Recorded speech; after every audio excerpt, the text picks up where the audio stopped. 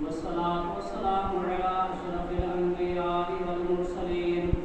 व अला आलिहि व अस्हाबिहि व अज़वाजिहि व ज़ुर्रिय्यातिहि व अहलि बैतिहि व शुहदाइ मिल्लतिहि व उलमाइ उम्मतिहि अजमईन। अम्मा बअदु फ़क़द क़ाला अल्लाहु तबारक व तआला फ़ी कलामिहिल क़दीम व किताबिहिल अज़ीम। अऊज़ु बिल्लाहि मिनश शैतानिर रजीम। बिस्मिल्लाहिर रहमानिर रहीम। लैलतुल क़द्रि खैरुम मिन अल्फि शहर। व क़ाला अल्लाहु तआला फ़ी मक़ामिन आख़र शहरु रमज़ानल्लज़ी उन्ज़िला फ़ीहिल क़ुरआन। सदक़ल्लाहु मौलानाल अज़ीम व बल्लगना रसूलुहुन नबियुल करीमुल अमीन। इन्नल्लाहा व मलाइकतहु युसल्लूना अलन नबी या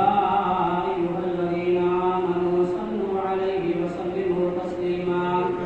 अस्सलातु वस्सलामु अलैका या सय्यदी या रसूलल्लाह। अस्सलातु वस्सलामु अलैका या सय्यदी या हबीबल्लाह। अस्सलातु वस्सलामु अलैका या सय्यदी या रहमतल लिल आलमीन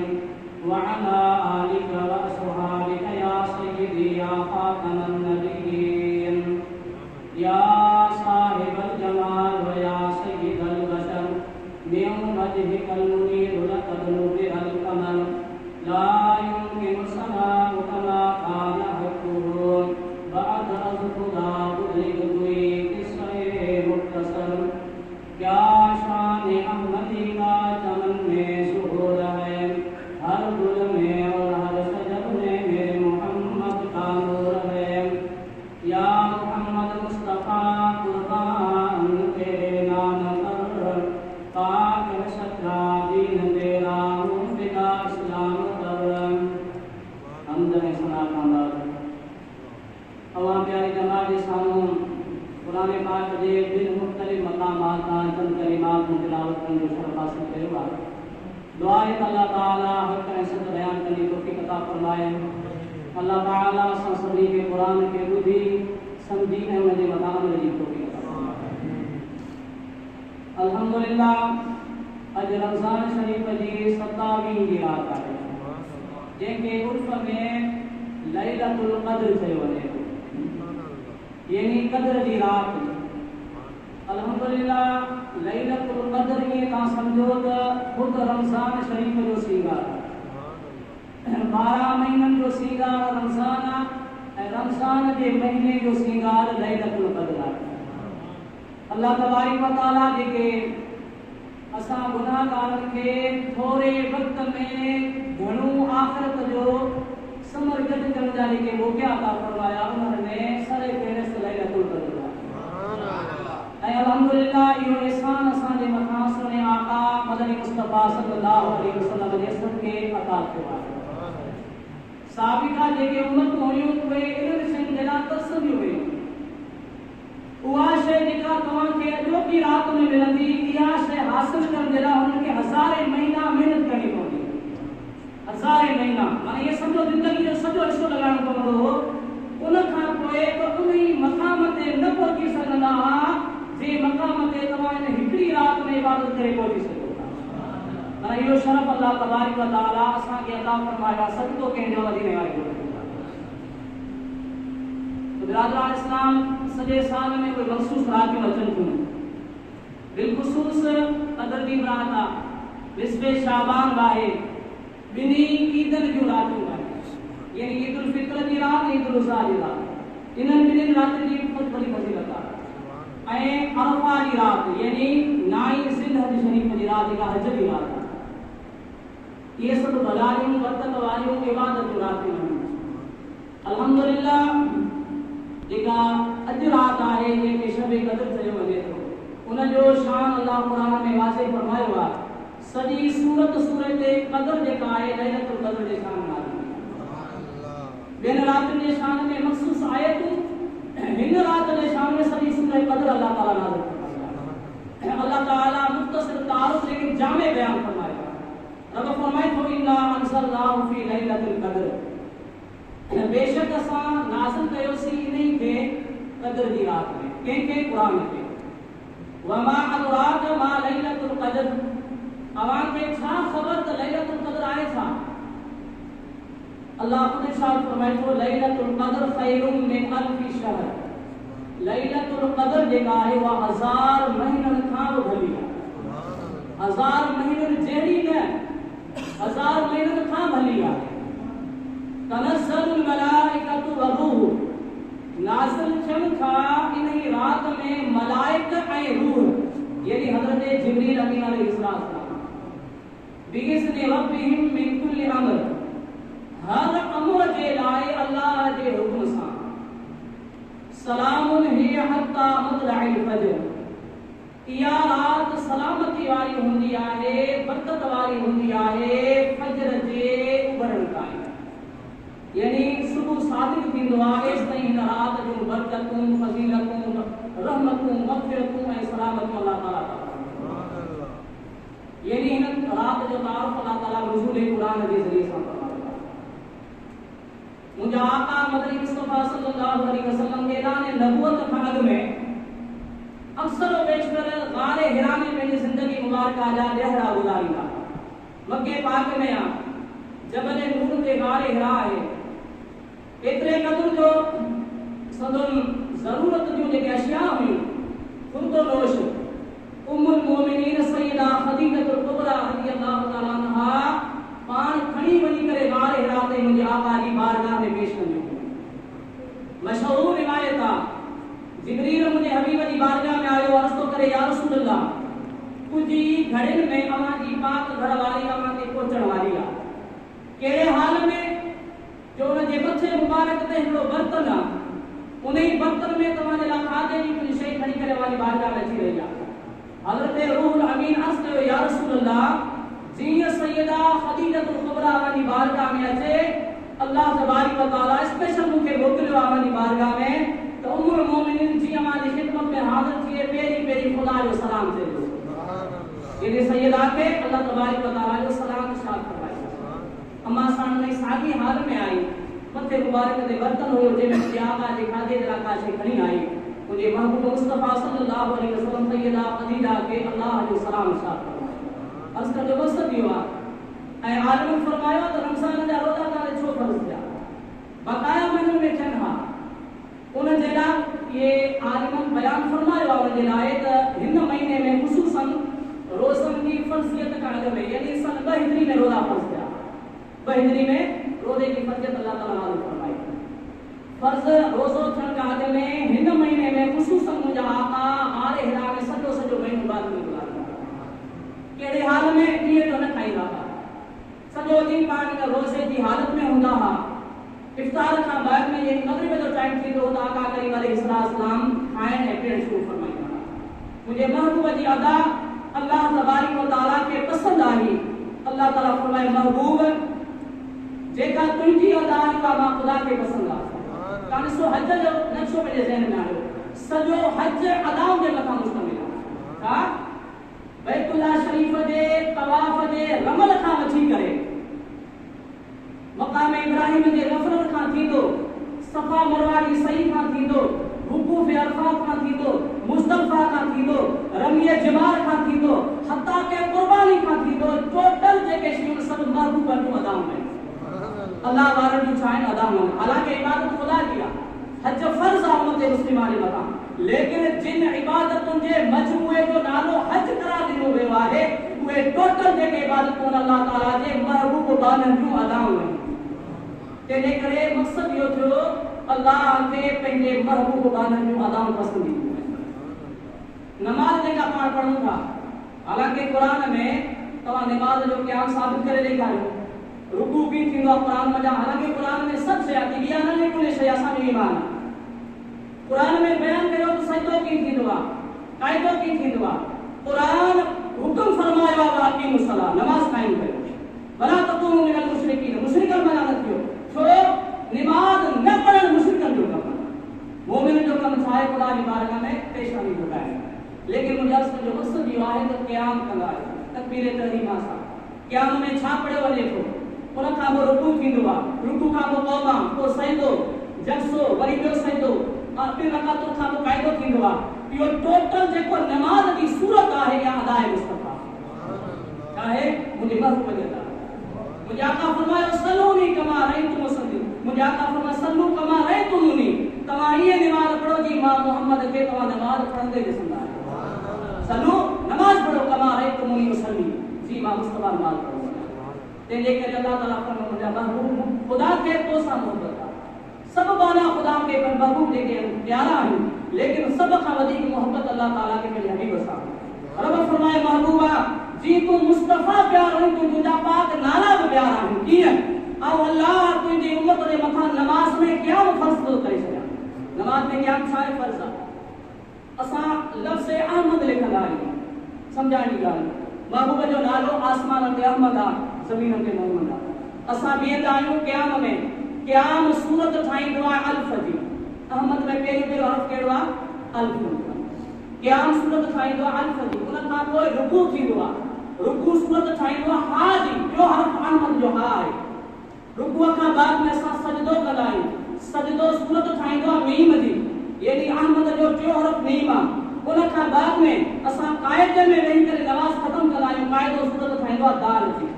रब फरमाईंदो महबूबा नमाज मूं खुदा जी आहे, फर्ज मूं कयो आहे, नमाज़ी नमाज पढ़ंदा मां खुदा लफ्ज़ अहमद जे लफ्ज़ जे मथां तवज्जो। तो ॾिसो अल्लाह तबारक व तआला के पंहिंजे महबूब बानी जो अदा पसंद आई, बिलखुसूस मुझे सोने आका फदल मुस्तफा सल्लल्लाहु अलैहि वसल्लम। सुभान अल्लाह। तो महबूब गारे हिरा में हुआ, रमजान शरीफ जे कदर जे घड़िन में अल्लाह ताला कुरान जी पहली वही नाज़िल फरमाई। इक़रा बिस्मि रब्बिकल लज़ी खलक़, खलक़ल इंसान मिन अलक़, इक़रा व रब्बुकल अकरम अल्लज़ी अल्लम बिल कलम। या वही नाज़िल थी आका मदनी मुस्तफा सल्लल्लाहु अलैहि वसल्लम की पाक ज़ात जे मथा पेरी वही में जने वे कैफियत मुझा सोना मुस्तफा गुजरिया, पान फौरन गारे हिरा का घर में आया। सैयदा तैयबा ताहिरा खदीजतुल कुबरा रज़ी अल्लाह तआला अन्हा मौजूद हुई। मुझे महबूब मुस्तफा करीम अलैहि सलाम की पाक ज़ात अतह जे मथा उन घबराहट जा वे कुछ आसार ज़ाहिर था, छो खुदा की वही हुई, कुरान नाज़िल जो थिए। लौ अंज़लना हाज़ल कुरान अला जबलिन लरअयतहु खाशिअन मुतसद्दिअन मिन खशियतिल्लाह। रब तो फरमाए कुरान मामूली ना है, यो सागी कुरान जे करे मां दुनिया के वडन पहाड़ में जबल जे मथा नाज़िल करिया तो जरा थी करे खत्म थी। माना कुरान में ना अल्लाह ताला पावर रखियो आहे, लेकिन हुजूर जी खातिर आखिर जे मथा कुरान नाज़िल थियो, कल्ब अतह जे मथा पाण करीमन सुमी पया, पाण इरशाद फरमायो ज़मेलूनी ऐ खदीजा चादर ओढ़ा। सैयदा तैयबा ताहिरा रज़ी अल्लाह तआला अन्हा पाक नबी के चादर ओढ़ाई या कमर ओढ़ाई। अर्ज़ कन जो मक़सद कमरा हुए घड़ियों कदर जी हुयूं जंहिंमें अल्लाह ताला फरमाए तो असां कुरान के नाज़िल फरमाया। पोइ 23 सालन जे अरसे में कुरान पाक जा 30 सिपारा नाज़िल थिया मुझे सोने मुस्तफा। अल्लाह ताला फरमाए तो कदर जी वा बरकत वाली रात जे असां कुरान नाज़िल कयो। शहर रमज़ान लज़ी उनज़िल फीहिल कुरान, यानी रमज़ान जो महीनो जे असां कुरान नाज़िल कयो। 30 ॾींहं रमज़ान जा हूंदा कमो बेश, लेकिन उन्हनि ॾियणनि में कदर जी रात आहे जंहिंमें कुरान जो नुज़ूल थियो आहे। लैलतुल क़द्र ख़ैरुम मिन अल्फ़ि शहर, कदर जी रात 1000 महीननि खां भली आहे, शान नुज़ूल साहिब। महबूब मुस्तफा साहब की जमात में वेठा हा, हुजूर ज़िक्र फरमाए रहिया हा बनी इसराइल जे के आबिद जो। उन्हनि जो छा कम हुयो, रात जो क़याम कंदो हो, ॾींहं जो हुन हिकिड़ो लिस्टर तयार कयो जाहद जो, बची वञी करे अल्लाह जे कलिमतुल हक़ जी सरबुलंदी जे लाइ कुफारनि सां विढ़ंदो हो, जाहद कंदो हो। यानी उन जा 1000 महीना मुसलसल इन इबादत में गुज़रिया, रात जो क़याम ॾींहं जो जाहद में। पाण करीमन जे साहबनि जे साम्हूं उन आबिद जी इबादत जो ज़िक्र कयो। साहबनि खे दिल में इहा ॻाल्हि आई, ख़्याल आयो त माना बनी इस्माइल जा आबिद इबादत में गोई खणी ईंदा असां, छो उन्हनि जी उमिरि डिघियूं हुयूं ऐं उन्हनि खे अल्लाह ताला वो मौक़ो अता फरमायो जो 1000 महीना हो जेके इबादत कंदा हा। अञा उन्हनि जे दिल वहम व गुमान में ये तसव्वुरात आया, अल्लाह तबारक व तआला फौरन हज़रत जिब्रील के सूरह क़द्र दे करे मुझे मुस्तफा की बारगाह में मोकिलियो। रब फरमाए महबूबा जॾहिं तो बनी इस्राइल जे आबिद जो ज़िक्र कयो आहे, तुझे सहाबा जी दिल में ही ख्याल पैदा थियो आहे त वो इबादत में गोए खणी वेंदा, 1000 महीना इबादत कंदा। अल्लाह तबारक व तआला फरमाए महबूबा बिशारत दे तुझे सहाबा के तो उन्होंने 1000 महीना इबादत कई, कौन के वो मकाम मिलो। लेकिन महबूबा तो मुस्तफा ने सदके मां तुझी उम्मत के इतनी रात तो अता फरमाया, वो कदर वाली रात आए उन हिकड़ी रात में जेके इबादत कंदा लैलतुल क़द्र खैरुम मिन अल्फ शहर उन्हनि जी 1000 महीने जी इबादत हिकड़े पासे तुंहिंजी उम्मत जी क़द्र वाली रात जी इबादत उन्हनि खां अफ़ज़ल आला पर इहो शान नुज़ूल आहे सूरह क़द्र जो इहो मक़ाम मर्तबो आहे ये अल्लाह फरमाए तो क़द्र में मलाइक नाज़िल थींदा उन्हीं जी वज़ाहत में जिसमें अभी फरमाई आहे इन आका फरमायो हज़रत जिब्रील कमो बेश 70,000 मलाइकनि सां गॾु क़द्र जी रात में ज़मीन ते लंघो हिकड़ी रिवायत में चलो संदर खे खयल 4 झंडा हूंदा आहिनि पहिरियों झंडो मुंहिंजे पाक मुस्तफ़ा साहिब औलाद सल्लल्लाहु अलैहि वसल्लम जी क़ब्र अतहर जे मथां रोज़े पाक जे मथां अची करे लॻाईंदो आहे ॿियो झंडो बैतुल मुक़द्दस जे मथां टियों झंडो बैतुल्लाह शरीफ जे मथां चौथों झंडो खणी करे जिब्रील सॼी दुनिया में जेको सो लहराईंदो रहंदो आहे हज़ारे मलाइक उन सां गॾु हूंदा आहिनि मुंहिंजे हबीब करीम सल्लल्लाहु अलैहि वसल्लम इरशाद फरमायो मलाइक सॼी रूह ज़मीन जे मथां पखिड़जी वेंदा आहिनि ओ मुंहिंजा ग़ुलामो अवां क़द्र जी रात में इबादत कयो था दुआऊं घुरंदा आहियो अल्लाह जे हबीब सल्लल्लाहु अलैहि वसल्लम इरशाद फरमायो त तव्हांजी इबादतुनि खे मलाइक करीब खां ॾिसंदा आहिनि जॾहिं तव्हां दुआऊं घुरंदा आहियो त तव्हांजे दुआउनि जे मथां ख़ुदा जा मलाइक आमीन चवंदा लैलतुल क़द्र में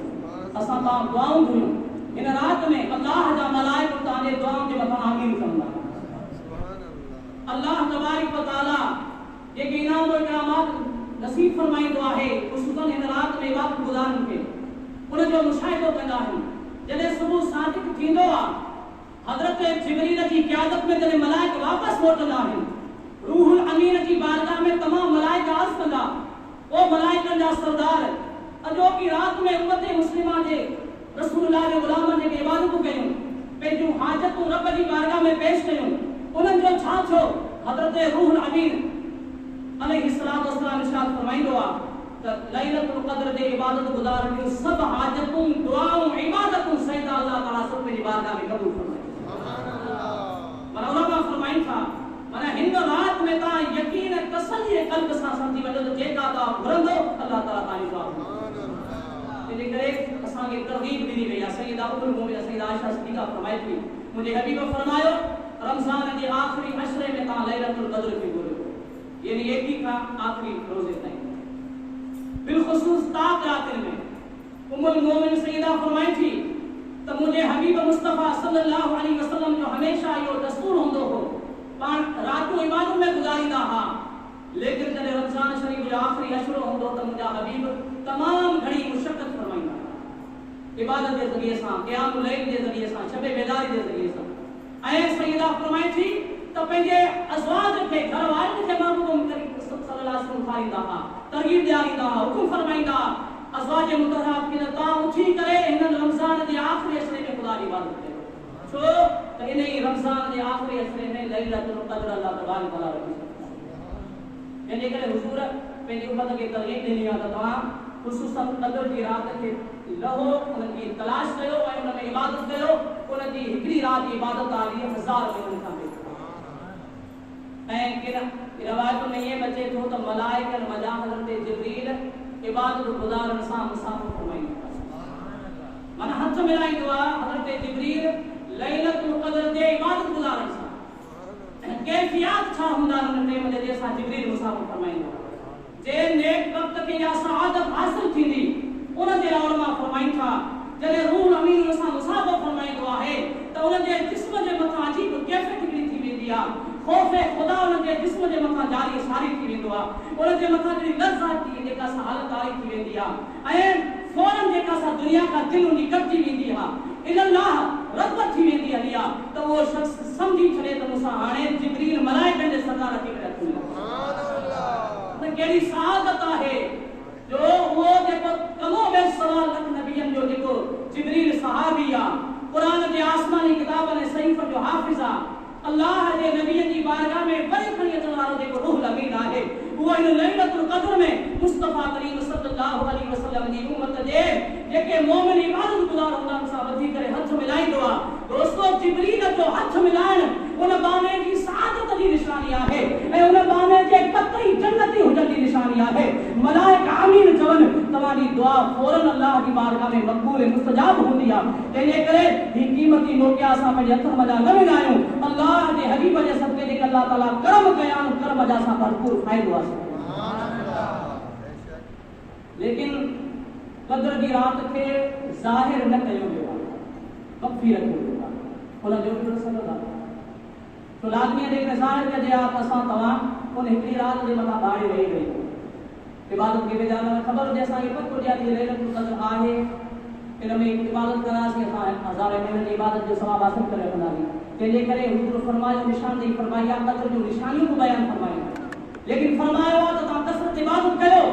अवांखे क़द्र जी अल्लाह ताला फज़ीलत अता फरमाई। असां तव्हां त सिर्फ़ हिकिड़ी राति जे मुतयन करे छॾियो आहे। बुज़ुर्गनि जे बारे में अचे थो किताबनि में उन्हनि सॼो साल क़द्र जी ॻोल्हा में ॾिना।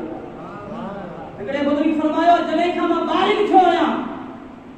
समय बुलूगत खां वठी करे पंहिंजी ज़िंदगी मुबारका जी आख़िरी अयाम ताईं को अहिड़ो साल न गुज़रियो आहे जंहिं साल में मां क़द्र जी राति न लथी हुई। छा सम्झो था? माना हर साल मूंखे क़द्र जी राति मिली आहे।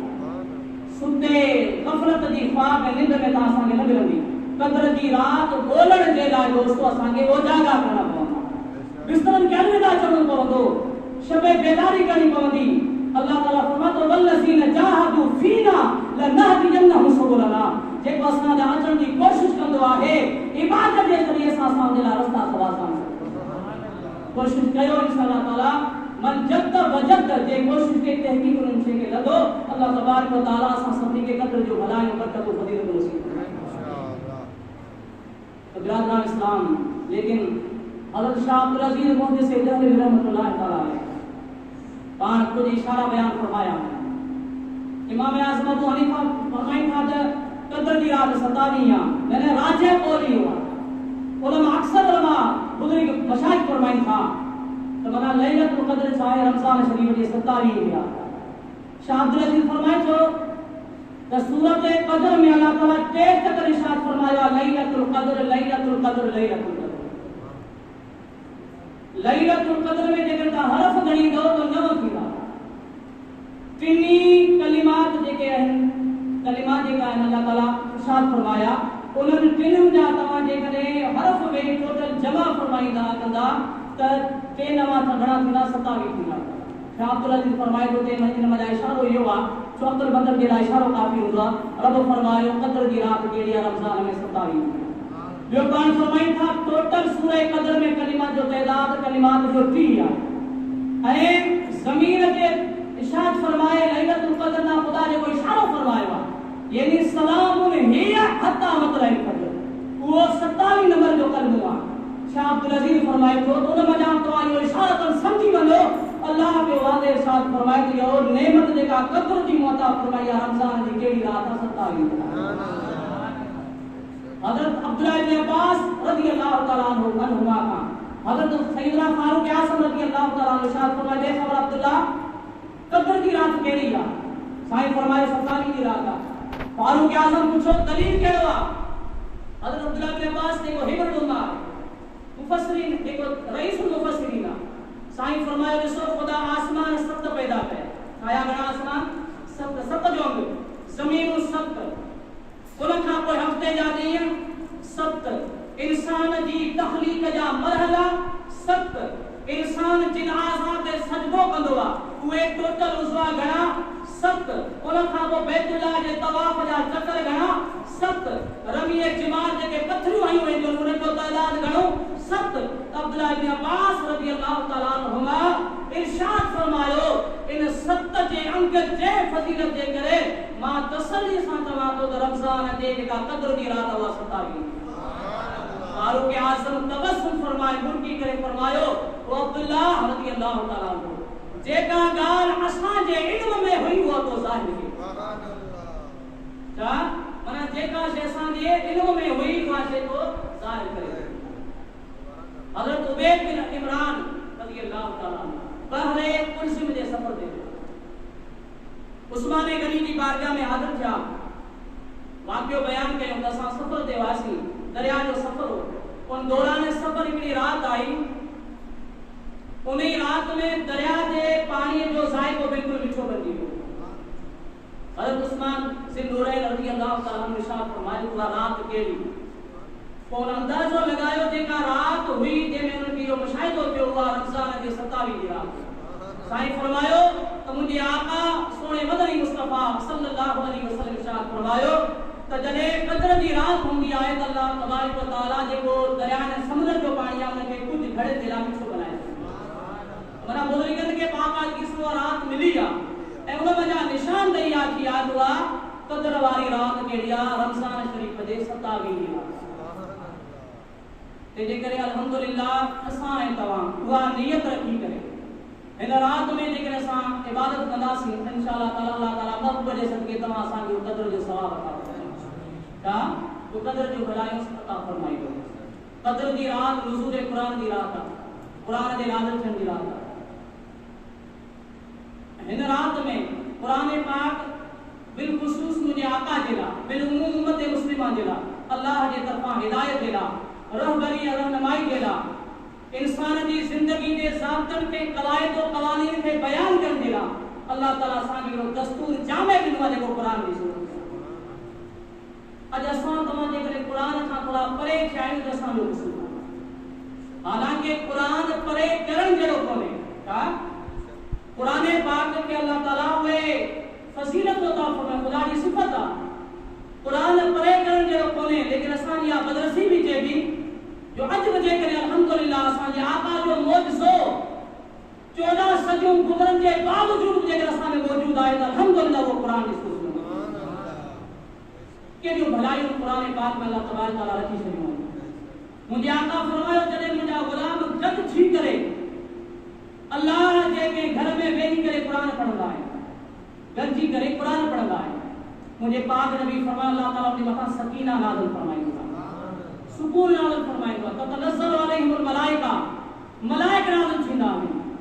मलाइक पंहिंजे रहमतुनि जे परन सां ढके छॾींदा उन महफ़िल के कहिड़ी महफ़िल जंहिंमें मुस्तफा जा गुलाम वेही करे कुरान जी तिलावत खुदा जी रहमत जो मींहुं वसंदो आहे उन जे मथां पोइ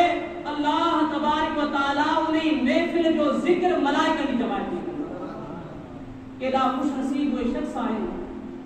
जिन जो जिक्र अल्लाह ताला नूरानी मलाइकनि जी महफिल में करे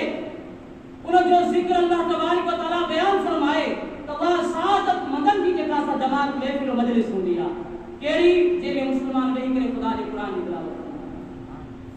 अल्हम्दुलिल्लाह असां ऐं तव्हां क़ुरान खे मञींदड़ केॾियूं भलायूं कुरान मुझे आका फरमायो ता कुरान जो हिकड़ो हरफ पढ़ंदो त अल्लाह ताला तव्हां के 10 नेकियूं अता फरमाए हिकड़े हरफ पढ़ण सां 10 गुनाह तव्हां जा खत्म थी वेंदा नेकी 10 दर्जा खुदा तव्हां जा बुलंद फरमाए मुझे हबीब फरमायो अलिफ लाम मीम के ये न समझे त यो टोटल हिकड़ो हरफ आ न मुझे आका फरमायो अलिफ जुदा हरफ आ लाम जुदा है और मीम जुदा है माना तवा सिर्फ जुबान ते अलिफ लाम मीम जा 3 हरफ आंदा तो तवा के नेकियों गायो मिलो 3 नेकियों दा के मिलो गुनाह घणा माफ जा ता जा 3 गुनाह बेटी खत्म किया दर्जात 3 ता जा सदे कुरान में कितना हरफ आइन ता अंदाजो लगाई सको था जदे हिकड़े हरफ के पढ़न सा तिलावत करन सा एतरो सारो सवाब आ तो जेकरे मुसलमान मुझे आका जो गुलाम वेही करे सिद्ध के दिल सा कुरान पाक के खोले कुरान के समझी करे जेकर उनकी तिलावत कंदो त इंशाअल्लाह ताला कुरान की तिलावत सा लखे खरब अरब उनके अल्लाह ताला सवाब देता यो सब सवाब के बयान कुरान हज़रत उस्मान गनी का रिवायत है मशहूर हदीस है मुझे आका जी खैरुकुम मन तअल्लमल कुरान व अल्लमा अजा एक बे का भले थी कोशिश कंदा मुख्तलिफ असबाब जरिया सा अपनाईंदा आहियूं त असां ॿियनि खां बेहतर छूं भला छूं लेकिन दोस्तों भलो हुओ जेके खुदा भलो पहुंचे उनजो सुनो मुस्तफा ये ना मुझे आका फरमायो खैरुकुम तवा मजा भले में भलो हुआ के मन तअल्लम अल कुरान व अल्लमा जे कुरान खुद सीखियो ऐं ॿियनि खे सेखारियो माना कुरान पढ़ंदड़ सिखंदड़ ऐं सेखारींदड़ के जो चवे भलो आ अल्लाह जो महबूब असां उम्मत जो आका सल्लल्लाहु अलैहि वसल्लम तो दोस्तों कुरान जेको क़द्र जी रात में तोहफो मिलियो आहे ये समझो क़द्र के फज़ीलत नुज़ूल कुरान जे करे मिली आहे छा लैलतुल क़द्र 1000 महीननि खां जेका भली थी आहे सबब उन जो जेको सो मेन इहो आहे कुरान जो नुज़ूल आहे असां तव्हां कुरान खां पंहिंजो तालुक जोड़ियूं एतिरे क़द्र दोस्तो कुरान जी तिलावत हिकिड़ी खुलियल रसी आहे रसी जा घणा बसर थींदा आहिनि ॿ सिरा थींदा आहिनि ॿ छेड़ा थींदा आहिनि हिकिड़ो अॻु ॿियो कुझु पछाड़ी हूंदी आहे रिवायतुनि जो मफ़हूम आहे त जेको कुरान जी तिलावत कंदो आहे गोया के रसो पकड़ियल आहे उन जो हिकिड़ो छेड़ो गाने वटा पियो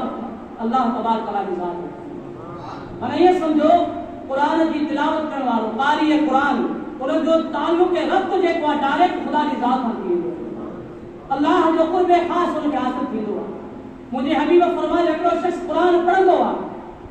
पढ़ी करे अॻिते ॿुधाईंदो उम्मत जे तरफ़ मुंतक़िल कंदो आहे उन जो मिसाल उन मुश्क जी कचरी जे मिसल आहे जंहिंमें मुश्क मौजूद हुजे ऐं उन मुश्क जी ख़ुशबू सां उन सॼे इलाइक़े खे मुअत्तर कंदो ख़ुशबूदार बनाईंदो ॿियो उहो शख़्स आहे जेको कुरान पढ़ंदो आहे पढ़ियो आहे कुरान लेकिन उन पढ़ी करे अॻिते न बयान कयो अॻिते उम्मत ताईं न पहुचायो उन जो मिसाल मुंहिंजे सोने आका सल्लल्लाहु अलैहि वसल्लम इरशाद फरमायो उन जो मिसाल मुश्क जी कचरी जे मिसल आहे लेकिन हिन कचरी जो मुंहुं ॿधो पियो आहे मुंहुं छा आहे सील थियल आहे बंदि आहे हुन जो खुलियल हुयो हुन कुरान जी तालीम ते वधाई मुअत्तर कयो ज़माने खे कुरान जी खुशबू सां ज़माने खे वासो खुशबू पकड़ी कुरान सां लेकिन हुन शख़्स जाके जो कुरान अॻिते न पढ़े लेकिन आहे उन जो मिसाल मुश्क जी मिसाल छो उन में कुरान आहे इन लज़ी लयस फी जोफी शय्युन मिनल कुरान कबैतुल खरीब आका फरमायो वो शख्स जे पेट में कुरान मजा कुछ ही कोने असां मजा अक्सर पेट करे अहिड़ा आहिनि जिनखे कुरान जो हिकिड़ो नसीब लफ़्ज़ नसीब कोने अल्लाह ताला सभिनी खे कुरान अता फरमाए तालीम कुरान सां असांजा सीना मुज़य्यन फरमाए लेकिन मुंहिंजे आका छा फरमायो फकीर 12 घंटे घुरायो ना फरमायो ये तो सही है लेकिन बुराई हो तो कभी नहीं हो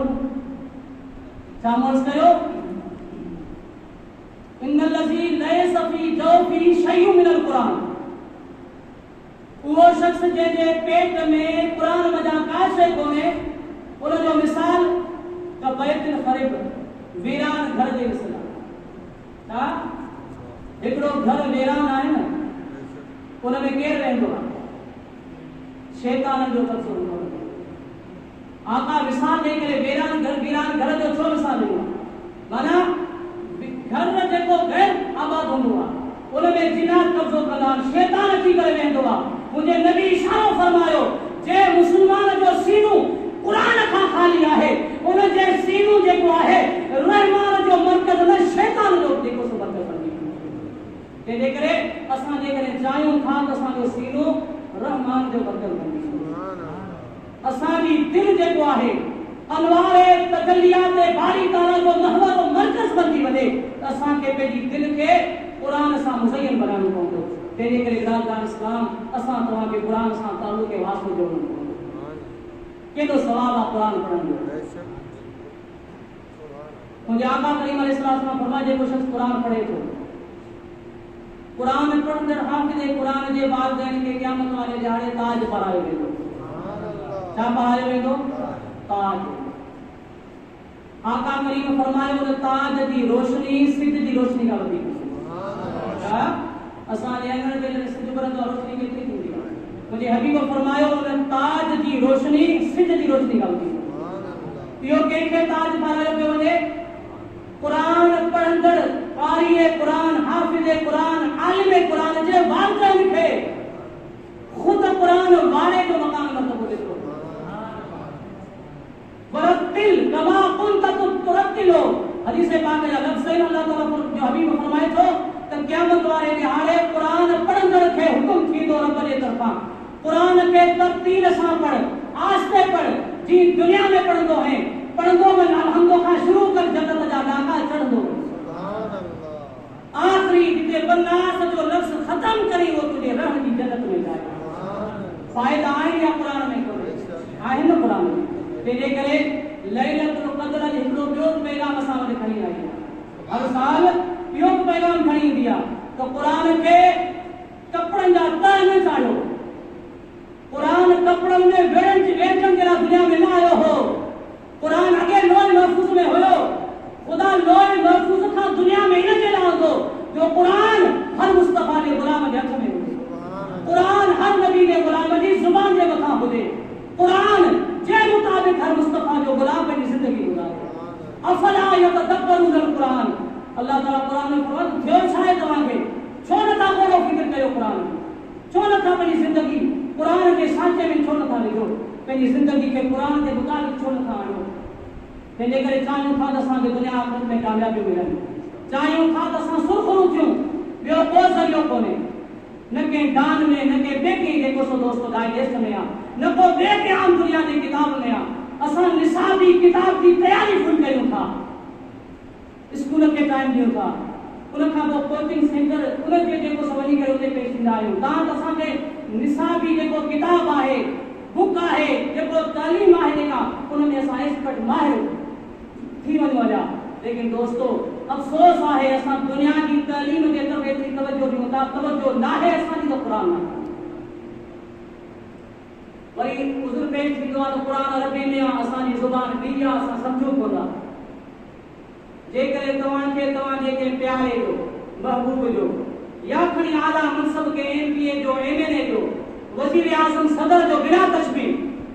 को खत अचे को पैगाम अचे हालांकि तव्हांजी ज़ुबान हिन इलाइक़े वारी आहे ॿी के ज़ुबान में खत हुजे पैगाम हुजे ऐं उहो तव्हांजे साम्हूं जॾहिं अचे तव्हां पढ़ियल न हुजो त तव्हांखे हुरखुर हूंदी आहे बेचैनी हूंदी आहे तो एड़ो जेको हिन ज़ुबान जो ॼाणो हुजे असां वञी करे उन खां ई खत पढ़ायूं जो असां वटि पैगाम कहिड़ो फलाणे शइ जेको ज़ुबान जो आहे ईअं न माना असां बेचैन हूंदा आहियूं तव्हां त पढ़ायूं ख़बर पवे जेसि ताईं कमा हक़ हू उनखे सम्झंदासीं न तेसि असांजे मथां बेसुकूनी जो आलम तारी हूंदो बिला तशबीह दोस्तो अर्ज़ करण जे करे वाक़ई क़ुरान अरबी में छो नथा असां अरबी पढ़ूं छा छो नथा असां अरबी पढ़ूं। मुंहिंजे आका फरमायो अरबी से मोहब्बत करो छो आवाज नबी की जुबान अरबी नबी से मोहब्बत आए तव्हांखे आहे न मुस्तफा जा गुलाम आयो तो पोए अरबी से जुबान से मोहब्बत कयो छो मुझे मुस्तफा की जुबान अरबी मुझे आका फरमायो अरबी से मोहब्बत कयो छो खुदा के कुरान की जुबान अरबी अते मुझे नबी फरमायो अरबी से मोहब्बत कयो छो अहले जन्नत की जुबान अरबी मन अरबी में फ़ाइदो आहे असां अरबी हासिल कयूं था त असांखे क़ुरान जी तालीम अचे। तंहिंजे करे बिरादरान इस्लाम असां क़ुरान जे तरफ़ अचूं क़ुरान सां पंहिंजो तालुक़ जोड़ियूं इंशा अल्लाह ताला क़ुरान ऐं साहिब क़ुरान आख़िरी मुंहिंजी तक़रीर जा लफ़्ज़ उन खां पोइ ख़तमु तव्हां ॾिसो ख़ुदा क़ुरान में फरमाए थो क़द जाअकुम मिनल्लाहि नूरुन व किताबुम मुबीन तहक़ीक़ आयो तव्हां वटि अल्लाह जे तरफ़ां नूर ऐं रोशन किताब ॿिनि शयुनि जो ज़िक्र फरमायो पहिरीं नूर जो पोइ रोशन किताब जो असांजे सुन्नत वल जमात सां तालुक़ रखण वारा नूर मजा मुराद सोने नबी जी ज़ात खे वठूं था छा नूर मजा मुराद मदीने वारो घोट आहे किताब मुबीन मजा मुराद क़ुरान जी जेका असां क़ुरान जो किताब ऐं तव्हां ॾिसो किताब पढ़ण जे लाइ रोशनी ज़रूरत हूंदी आहे ईअं न बल्ब बत्तियूं बंदि कयो तव्हां को किताब खोलियो कोन पढ़ी सघंदो या पढ़ी वेंदो या त ॾींहं जो उजालो हुजे या राति जी लाइट हुजे बिना रोशनी के किताब जो पढ़न नामुमकिन है। बिला तशबीह कया रब फरमाए तो मुसलमानों पेरी साहिब कुरान आयो को तव्हां कुरान आयो छा पेरी नूर की सूरत में साहिब कुरान आयो उन खां पोइ किताब मुबीन आयो कुरान ऐं मुंहिंजो मुस्तफा हिकड़े सां लाज़िम मलज़ूम आहिनि। कोई शख्स दावा करे मां कुरान सां तालुक़ जोड़ींदड़ आहियां कुरान सां मुंहिंजो नातो रिश्तो आहे 24 कलाक मुझे सामने कुरान पढ़ल होंदो अगर मुझे सामने में सीने में साहिब कुरान से ताल्लुक ना है कनेक्शन कटल तो दोस्तों पक समझी समझो तो उनके कुरान को फायदो दो छा कुरान उनके फायदो दींदो जेको कुरान का आगे में साहिब कुरान से पंहिंजो ताल्लुक जोड़ींदो मुझे आका के नूर तस्लीम कंदो मनींदो कोन नूर की रोशनी में जेको खुदा जे कुरान के खोलींदो इंशाअल्लाह ताला उन जे लाए हर एक आयत मजा हज़ारे जेके से उन जे सामू हिकमत जा दरवाजा खुलंदा वेंदा अल्लाह ताला उन नूर जे सदके इंशाअल्लाह ताला उन जे लाए कुरान दुनिया में महादी रहबर बनाए तो कब्र क़यामत में उन की बख्शिश जो ज़रियो सबब बने तेने करे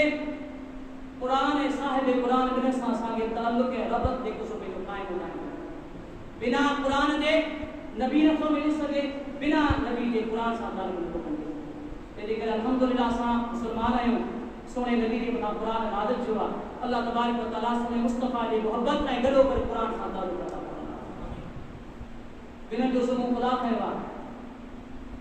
इन्ना नहनु नज़लना ज़िक्र व इन्ना लहु हाफिज़ून अल्लाह फरमाता कुरान जो वाक़िद मां खुदा आया वल्लाहु यसिमुका मिनन नास नबी जरा फरमाता खुदा तुझे हिफाजत मुझे सुने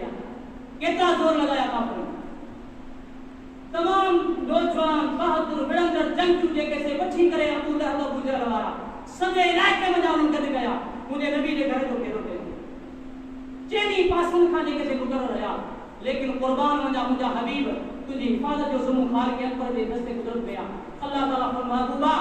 भले खनी काफिर बैठल हो जन पे घर मुबारक जो दरवाजा खोले सबनी के सामने निकली इज्जत वाली रात में हबीब निकला या तो निकला के का खबर पड़ मुझे सुनो नबी के छाका बाहर निकतो केड़ो रास्तो वठी करे रवाना सो नबी की हिफाजत जो सुमु खुदा ने हवाले कुरान की हिफाजत जो सुमु खुदा ने हवाले नबी जमाने पे आयो मुस्तफा जी अचर ख्याल में अल्लाह ताला इस्तिकबाल तेरा नूरानी मलाइक जमीन पे हो आया कौन आया हजारे मलाइक आया जमीन के मुअत्तर बनायो जमीन के सिंगारो लो छो तमाम 14 तबकन जो शहंशाह सरदार मुस्तफा की सूरत में गिरे एड़े तरीके सा मुझे पाक नबी ने मथा दे कुरान नाज़िल छो कुरान के नुज़ूल सा गलो गल मुहाफिज अल्लाह ताला मलाइक जिब्रील सा गल नाज़िल जिब्रील तेरे कुरान खणी तो खुसूसन 4 मलाइक दबीगा लेकिन दोस्तों बस हुए सूरह बकरा सूरह ज़ुमर ज़ुखरुफ निसा सूरह यासीन आयतुल कुर्सी ये हुए कुरान जो भला जो सूरत को सब कुरान भला हुआ लेकिन इन सूरतों के नुज़ूल सागल हजारें 30,000 50,000 बस 80,000 मलाइक बई सागल दबी देना लेकिन सूरह बकरा जो के आखिरी आयत नाज़िल छो खुद की फरमाई था उन्हीं आयत आखिरी आयत के नुज़ूल के टाइम ते इतना तो मलाइक जमीन ते रखा जे तो तादाद एको सो अन गणिया मलाइक नाज़िल था तो दोस्तों जने कुरान पाक जो साहिब आयो उन सागर मलाइक आया मुझे पाक नबी के कुरान नाज़िल जो मलाइक आया इंशाअल्लाह ताला जे करे असा कुरान सा ताल्लुक रखना से अल्लाह तबारक ताला कुरान के सदके ताली मुश्किलात को सवाल करे बकाया मौजूद सल्लल्लाहु अलैहि वसल्लम तेरे करे नबी फरमायो मन काम लैलतुल कद्र ईमान और इंतसाब जे कद्र की रात यकीने कल्ब सा सवाब दी नियत रखी करे क़याम करो इबादत करो शबे बेदारी करो वो फिर लहू मा तक़द्दम मिन ज़ंबी आका फरमायो खुदा ताला वजा सब बयान बनावा कने लैलतुल कद्र इन रात में खुसूसन नफल पढ़न घुर्जन इस्तिग़फार करन घुर्जे जो जहन्नम का आजादी जो अशरो हले रमजान का आखिरी अशरो जहन्नम का आजादी हुआ तेने करे अल्लाह तबारक व तआला जो रहमतुन बरकतुन समाज चम वसीले जो आइन आने उन रहमतुन के समेटण वालो के इने जे करे असा तो सभी के लोगे मजा फायदो हासिल करन घुर्जे कदर जो फजीलत और रहमत असा सभी के हासिल करन घुर्जे अल्लाह ताला सबरी के नसीब फरमाए इंशाअल्लाह ताला हुजूर जे सदके वला कर्म थियान जे करे बरकत नफल अधामी बयान ये समझो तानी दुनिया में थई वई तो आखिरत सुभान अल्लाह तो अल्लाह दी बारगाह में घणी शे नथी ॾिठी खुदा की बारगाह में मुझे पाक नबी की बारगाह ॾिसो शाह अब्दुर्रहीम जा चढ़ान जे करे मुस्तफा की बारगाह में हज़ारे डेगर खां अगरा हुया मीराद जा चढ़ा चंद हुया लेकिन मोहब्बत में जा पेश थिया मोहब्बत पाए मन में रंधा रोया जन मोहब्बत शर्त है मोहब्बत पाए मन में रंधा रोया जन उन्हीं जो सलाफन अण तो योगाए पर मती पाए मन में सनो कतो जन उन्हन जो सलाफन तो कोई दाखिल कोई लेकिन शर्ता मोहब्बत पाए को रंधा रोसा जा रंधा ही है केड़ो सनो का कतो सा ना सा जो सजदो न रुकू क्या बुजुर्ग ला है को सा ये ठोंगा है ना सा के लेकिन दोस्तों सिद्ध के दिल सा साहब जी मौला जेड़ा कयो वे नेकिन वाला न को समझ क्या मन न को सजदो न को समझ निमाज में लेकिन मौला गुनाहगार जरूर है लेकिन तुझे पाक नबी के दर्जा गुलाम न को तुझे हबीब जे दर्जी गुलामी जो तो असा के गले में आहे मौला असा इकरार कयूं असा जी जिंदगी गफलत में गुजरी असा इकरार असा के नफर तो थयो फजर के वेदा कोन यासी मौला लेकिन पाए पांद गिची में अनन दे अचन अब गुण आए पर बचायो ढकण थी ढकदन तो तोड़े लखों दन तो माफी दे रब वडो करीमा मेहरबाना जे करे दोस्तों या उम्मीद रखी करे असां अल्लाह जी बारगाह में झुकंदासी बस सजदा कंदासी जे करे कोशिश करे छो उन जे छे जे मथा असां अपने अखिन के हिरायो कोने हमेशा फेल बार-बार वो थींदो जे जे मथा इंसान जी तबियत हिरियल होंदी है समझो पिया हिरियल होंदी है पर जे मथा असां हिरायो कोने पे जो पाने मथा वो कम करण में असां के दिक्कत मुशक्कत जेका सा खणी पवंदी है वो केड़ो कम पे जखिन मजा लुड़क वानी बुजुर्गन जो हमेशा तू कर रहती इला तुलियत आयातु ज़ादत हुन ईमान आयत पढ़दा कुरान जो ईमान वधी वेंदो उन वधी को गरीब कैफियत जेका जारी साबित थींदी तंहिंजे करे असां पे जखिन के उन शइ जे मथां आणियो जे करे तो लुड़क किराए वेंदासीं सिर्फ बली इंशाअल्लाह ताला वो बिशारतूं असां के नसीब थींदियूं जंहिं जे लाइ मुंहिंजे हबीब फरमा जंहिं जी अख जो वार खुदा जे खौफ जे लुड़क जे करे आलो थो अख जो वार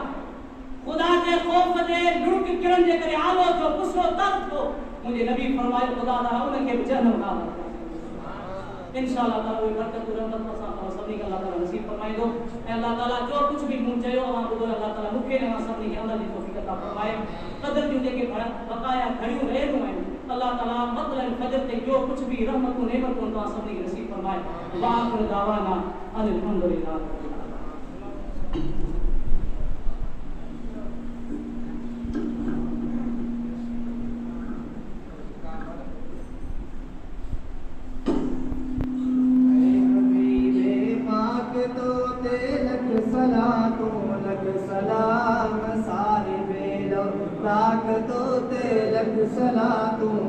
सलाम ऐ हबीबे पाक तो ते लख